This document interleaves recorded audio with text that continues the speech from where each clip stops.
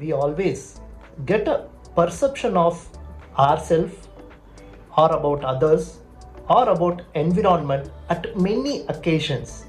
We always go either into a positive mode or into a negative mode from our just preoccupied notions. Let us see all these three type of perceptions. First, self perception. Examine your own belief, values, behaviors. How do you perceive your strength, weakness, and potential?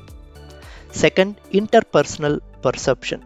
How do you see others? Are you seeing on an open minded and empathetic, or judging on biases and pre notion judgments? Third, environmental perception. How do you perceive external factors, industry trends, market dynamics, societal changes? Embrace uncertainty with lot more innovations. Wanted to learn more on the change of leadership? Just click this link.